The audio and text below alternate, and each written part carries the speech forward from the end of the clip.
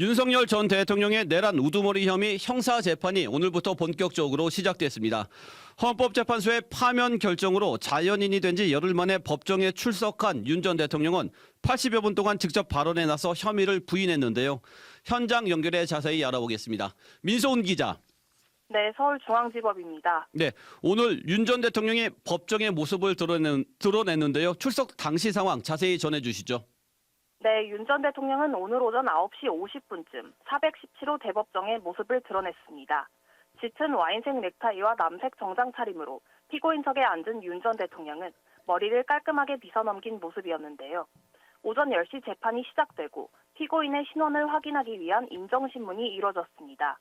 재판부가 직업은 전직 대통령이라고 말하며 주소를 묻자 윤 전 대통령은 서초동 아크로비스타라고 밝혔습니다. 윤 전 대통령 측은 국민참여재판을 원하냐는 재판장의 물음에 원하지 않는다고 답하기도 했습니다. 전직 대통령이 형사재판 피고인석에 앉는 건 전두환, 노태우, 이명박, 박근혜 전 대통령에 이어 이번이 5번째입니다. 네, 윤 전 대통령 오늘 오전에만 42분, 오후에는 40분, 총 82분 동안 직접 발언에 나섰다고요. 발언들 간략히 정리해 주시죠. 네, 윤 전 대통령은 우선 12.3 계엄은 평화적인 대국민 메시지용 계엄이었다며 내란 우두머리 혐의 자체를 전면 부인했습니다. 윤 전 대통령은 이렇게 몇 시간 만에 비폭력적으로 국회의 해제 요구를 즉각 수용해서 해제한 사건을 내란으로 구성했다는 것 자체가 법리에 맞지 않는다고 생각한다 주장했습니다. 이어 현재 탄핵 심판 과정에서도 실체가 밝혀졌다며 수사기관에서 진술을 한 사람들에 대해 내란몰이 과정에서 겁먹은 사람들이 수사기관의 유도에 따라 진술한 것이라고 폄하했습니다. 이후 윤 전 대통령은 선입견을 방지하기 위해 직접 띄우면서 하면 좋겠다며 검찰의 PPT 자료를 모니터 화면에 띄워달라고 요청한 뒤 검찰의 모두 진술 내용을 짚어가며 반박했는데요. 계엄 사전 준비에 대한 검찰의 지적에 대해서는 계엄은 늘 준비해야 하는 것이라며 계엄 사전 모의라고 해서 2024년 봄부터 그림을 그렸다는 것 자체가 좀 코미디 같은 이야기라고 일축했습니다. 네, 그렇군요.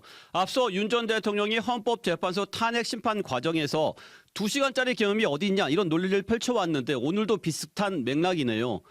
국회나 선거관리위원회에 군과 경찰을 투입한 점에 대해서는 어떤 주장을 내놨나요? 네, 윤 전 대통령은 국회에 군을 보낸 것에 대해서 군정 실시 쿠데타와는 다르다며 자신은 계엄을 선포하고 난 뒤 실무장하지 않은 소수의 병력을 질서 유지의 목적만으로 투입했다고 주장했습니다. 또 민주당사나 여론조사 꽃에 군을 투입하라는 지시도 한 적이 없다고 검찰의 진술 내용을 반박했습니다. 중앙선관위에 군을 투입한 것에 대해서도 스크리닝을 위한 목적이었을 뿐 부정선거를 수사하라고 보낸 것이 아니라며 영장주의를 위반한 압수수색이 아닌 사법 행정 업무에 대한 적절한 조치였다고 밝혔습니다. 이어 윤 전 대통령은 비상계엄 선포 이유를 야당에게 돌리기도 했는데요. 윤 전 대통령은 김용현 전 국방부 장관에게 야당이 감사원장 탄핵안 발의를 안 한다면 계엄을 그냥 없던 일로 하자고 했다고 말했습니다. 민간인 신분으로 계엄을 사전에 모의하고 가담한 의혹을 받는 노상원 전 정보사령관에 대해서는 전혀 아는 바가 없다고 선을 긋기도 했습니다. 이렇게 약 82분간의 직접 발언을 마친 윤 전 대통령은 조성현 수방사 1경비단장 증인신문이 시작되자 고개를 푹 숙이고 조는 모습을 보이기도 했습니다. 그렇군요. 조성현 수도방위사령부 제1경비단장과 김영기 특수전사령부 특전대대장의 증인신문도 오늘 이뤄졌는데 어떤 내용이었습니까?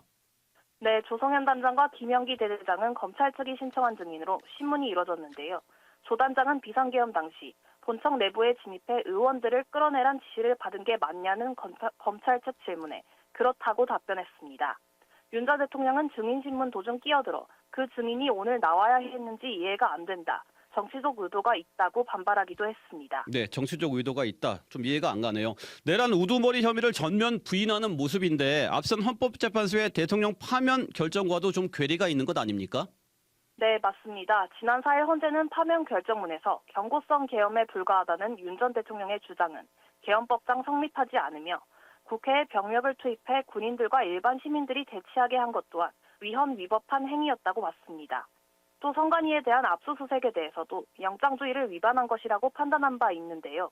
오늘 윤 전 대통령이 펼친 주장은 국헌을 문란하게 할 목적 여부와 실제 폭동이 발생했는지 여부 등 내란죄의 기본 구성 요건을 뿌리부터 흔들려는 전략으로 해석됩니다. 네, 오늘 첫 공판부터 궤변 논란이 예상이 되는데 그런데 이미 재판 전부터 윤 전 대통령에 대한 특혜 논란이 불거지기도 했죠. 네, 그렇습니다. 앞서 법원은 청사 방어와 민원인 불편을 고려한다는 이유로 윤 전 대통령이 지하주차장으로 비공개 출석할 수 있도록 허용했는데요. 이 때문에 오늘 오전 9시 48분쯤 법원 청사에 도착한 윤 전 대통령이 법정으로 이동하는 모습은 포착되지 않았습니다. 전직 대통령이 지하주차장을 이용해 재판에 출석하는 것은 이번이 처음으로 특혜 논란이 일었습니다. 또 공판 시작 전 언론사의 법정 내 촬영 신청을 허락하지 않아 윤 전 대통령이 피고인석에 앉아있는 모습도 사진이나 영상으로 공개되지 않았는데요. 이 또한 2017년 박근혜 전 대통령의 국정농단 사건과 2018년 이명박 전 대통령의 뇌물수수 사건 첫 재판에서는 촬영이 허가돼 형평성에 맞지 않는다는 지적이 나왔습니다. 네, 여기까지 듣겠습니다. 사회부 민소은 기자였습니다. 지금까지 CBS 박지환의 뉴스톡이었습니다. 노컷으로 보는 뉴스의 새로운 기준, 지금 알림과 구독 설정하시고 함께하세요.